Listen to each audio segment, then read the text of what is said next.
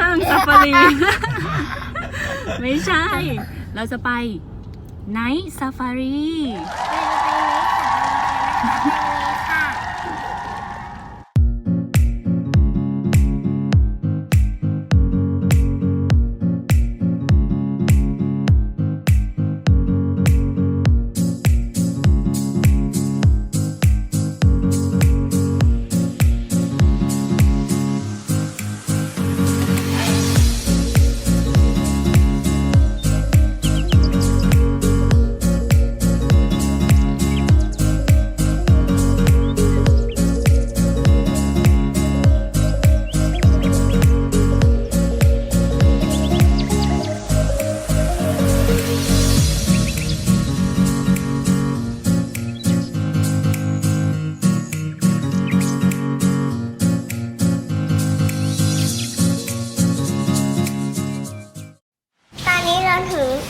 ตอนนี้เราถึงห้างซาฟารีแล้วนะคะ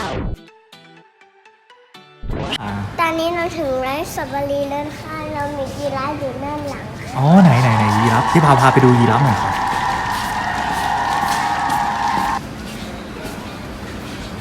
ว้าวยีราฟจริงด้วย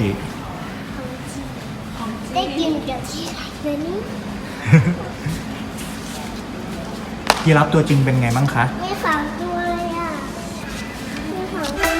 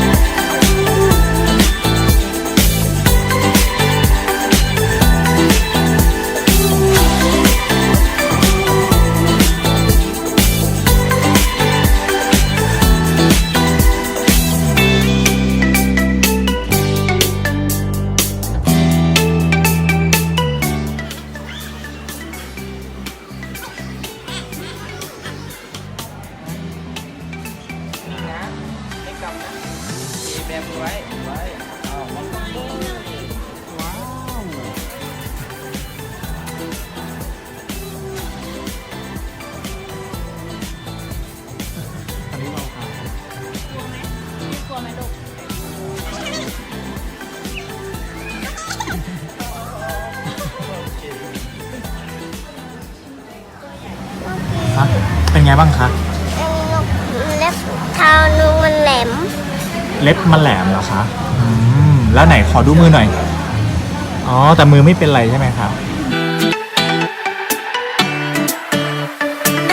ไปดูอะไรกันคะจะไปเข้าไปดูเสือค่ะอ๋อเสือเหรอ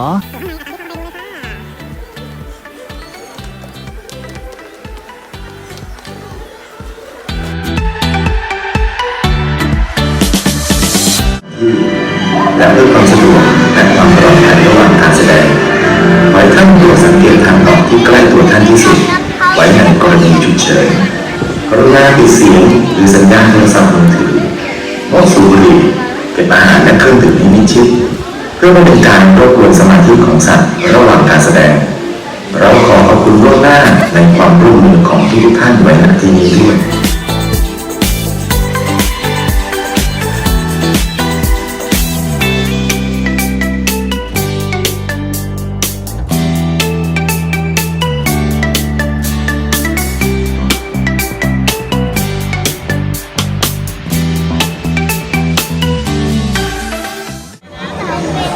หมูป่ามีสัตว์ต่างๆที่ที่เรามีสัตว์ชอบกระดูกเท้าจึงทำให้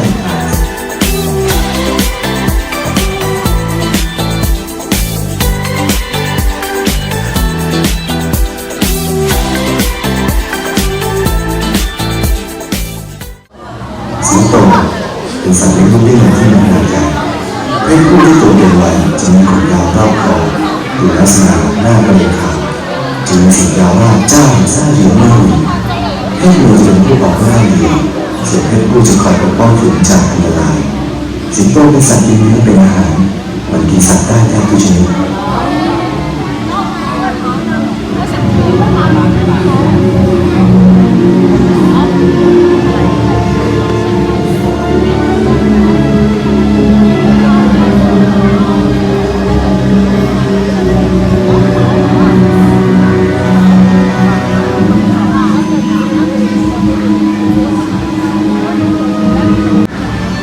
the heat and the better chances of its success.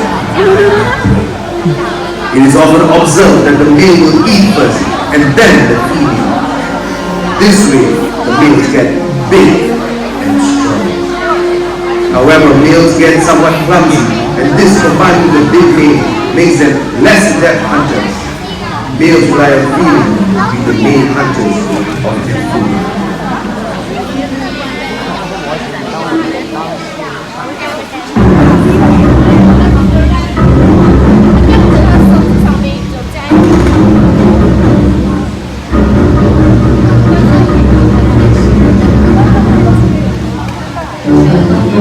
หน้ามีการแข็งแรงสามารถกัดกระดูกสัตว์ที่ใหญ่ขนาดไหนก็ตามจนไม่เหลือเศษซากไว้อีกเลยถึงเวลาที่มันจับมันจะล่าเฉพาะสัตว์ที่ป้องกันตัวเองไม่ได้ The spotted hyena, a beautiful, strong, and intelligent animal that would occupy most of the plains in sub-Saharan Africa if he had not been displaced.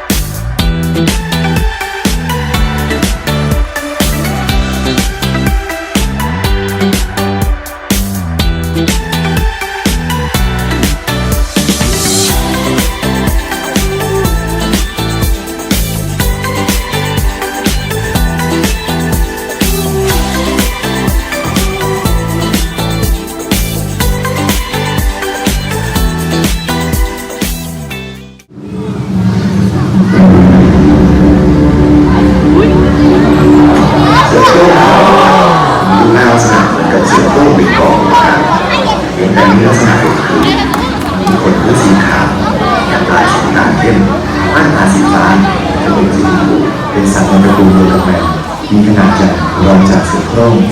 ลักษณะของมันจะมีจุดสีดำทั่วลำตัวมีอายุโดยเฉลี่ยประมาณ10-15 ปี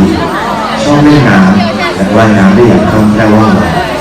เสือจำพวกปีนต้นไม้ได้เก่งไม่แพ้เสือโคร่งส่วนใหญ่จะอาศัยใกล้แหล่งน้ำชอบกินปลา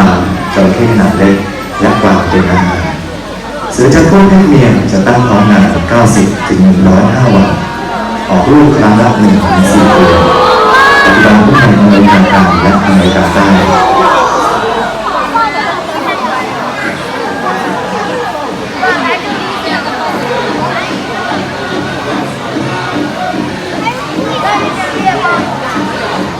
ส่วนใหญ่อาศัยอยู่ในป่าทุ่งหญ้าหรือใกล้กับหนองน้ำมักออกล่าเหยื่อเพียงลำพังหรือมักจะล่าพวกกวางหรือป่าหรือสัตว์ที่มีขนาดใหญ่ขนาดถ้าจำเป็นหรือการซุ่มย่องเข้าหาเหยื่อวิ่งไล่ตะครุบและกัดจูด้วยขนเขี้ยวและ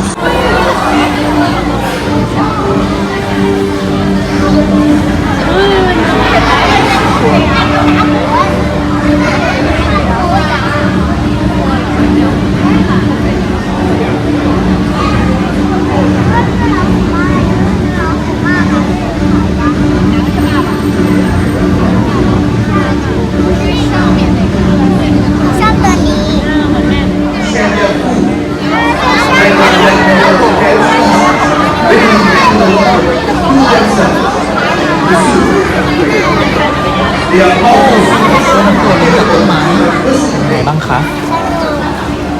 พี่เปาคะ Ladies and gentlemen, we have now come to the end of our program. อ๋อ Hope that you have enjoyed watching the North all my younger friends and our ตื่น guest เต้นไหมคะ visitors. ตื่นเต้น And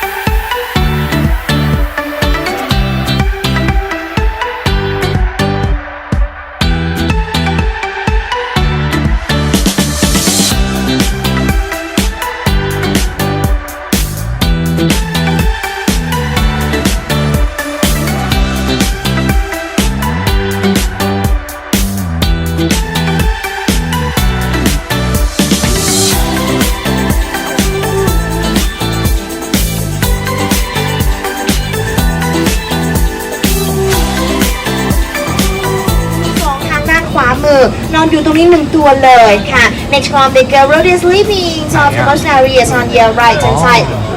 ทางด้านขวามือตัวนี้มีชื่อว่าเลียงผาค่ะ next one the girl on your right this is the sorrow Chinese called เลียนหลิงทางด้านขวามือ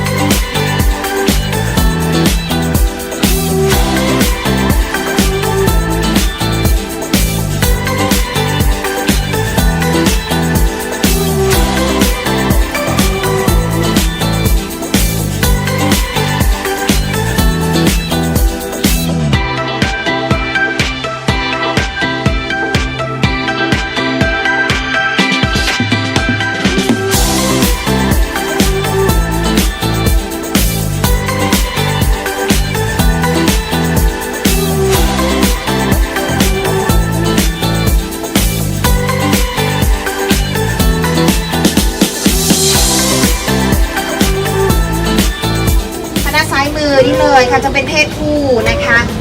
อยู่ไกลๆเลยด้านซ้ายมือเดี๋ยวเรามาตามหาด้านขวามือก็มีเนี่ย please take a look at your right บางตัวกำลังดื่มนมอยู่ด้วยนะคะตัวเล็กๆกำลังดื่มนมอยู่ด้านขวามือเลยค่ะ we have the baby red kangaroo on your right hand side and drinking milk tomanis on your right ด้านขวามือตัวด้านไทยนู่นเลยกำลังดื่มนมอยู่ค่ะนี่เลยตัวเล็กๆนะคะ this is the red kangaroo we have the baby big mommy on your right hand sideดื่มนมอยู่นั่นเองด้านขวามือนะคะจิงโจ้แดงนี่เลยค่ะเยอะแยะเลยเดี๋ยวได้เห็นเขาเรื่อยๆเลยนะคะก็จะมีกระเป๋าหน้าท้องในเฉพาะเพศเมียเท่านั้นเองค่ะเพศเมียตั้งท้องแป๊บเดียวนะคะเพียงแค่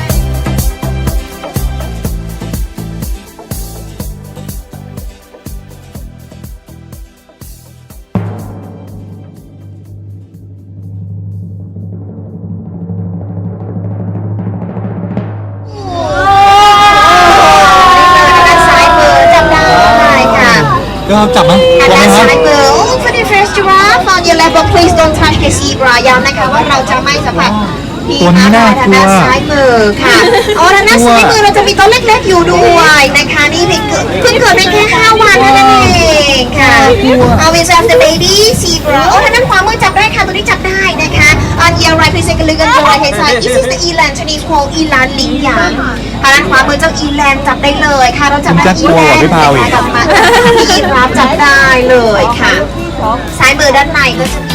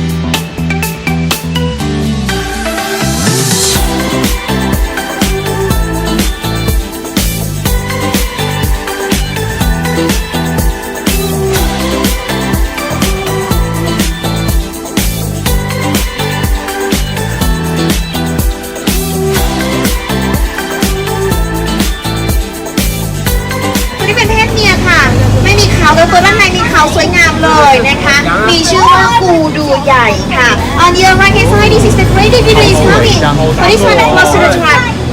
ทางด้านขวามือนี่เลยค่ะ this is the great video Chinese called นิ้วเจียวลินติ๋งเขาสวยมากเลยนะคะกูดูใหญ่แล้วก็จะมีเขาในเฉพาะเพศผู้เท่านั้นเองค่ะ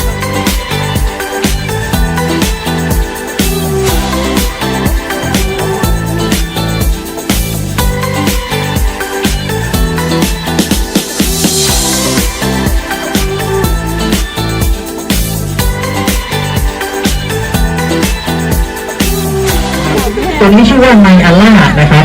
มันจะมี2ตัวนะไมอาล่ากับเลชเว่นะครับไมอาล่ากับเลชเว่ We have an antelope called Nyala and Leshwe. Nyala and Leshwe. There are two species of antelope in this zone. is in Nayala is the one with white stripe on their bodies, and the one without any stripe is Leshwe.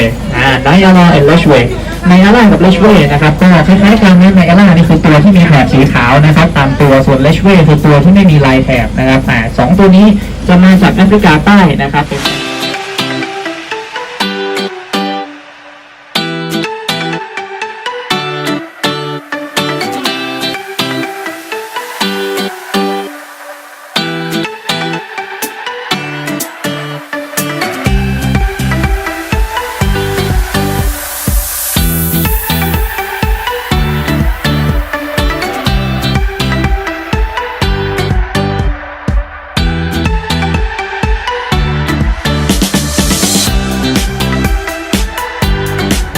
เสือโคร่งนะครับเสือโคร่งเนี่ยก็ถือเป็นสัตว์นักล่าในตระกูลแมวที่มีขนาดใหญ่ที่สุดในโลกนะครับ They are the biggest cats in the world สัตว์นักล่าในตระกูลแมวที่ใหญ่ที่สุดนะครับเสือโคร่งที่เห็นตัวแรกเป็นเสือโคร่งเบงกอลนะครับเสือโคร่งเบงกอลเป็นหนึ่งในสายพันธุ์ที่ใหญ่ที่สุดของเสือโคร่งจากทางแถบประเทศอินเดียนะทางเอเชียตอนใต้ The first one on the right side is Bengal tigers. Bengal tigers is one of the biggest tigers from India, Southern Asia.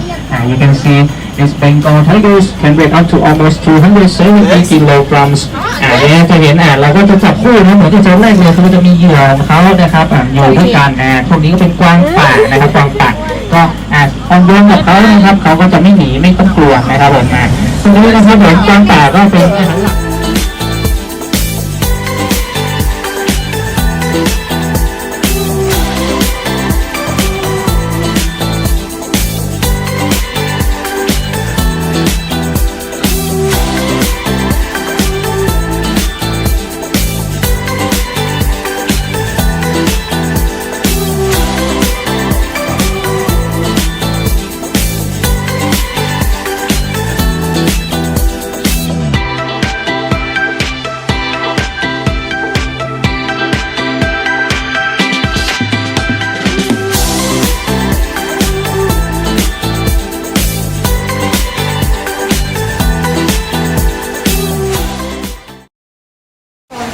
พี่พีคมาที่นี่สนุกไหมคะ สนุกค่ะ ยังเห็นอะไรบ้าง ถึงจีราฟ อะไรอีกหนูได้จับมันไหม ไม่ได้จับ ทำไมไม่จับอ่ะ ก็ตอนแรกหนูอยู่ตรงกลางในจากนั้นหนูพาสิงใส่ที่จริงแล้วหนูก็อยู่ตรงนี้ พอหนูอยู่ตรงริมแล้วยังไงพอหนูจะจับแล้วมันเป็นไง จมูกเป็นน้ำลาย หนูกลัวเหรอ กวางเป็นจมูกที่มีน้ำลาย ถ้าเพื่อนๆอยากไหมทำยังไงคะ ต้องหาที่ แพงไหม ไม่แพงใช่ไหม คนพาเที่ยวของเราหลับไปแล้วนะครับ ขึ้นรถไม่ถึง1 นาทีเอาค่ะ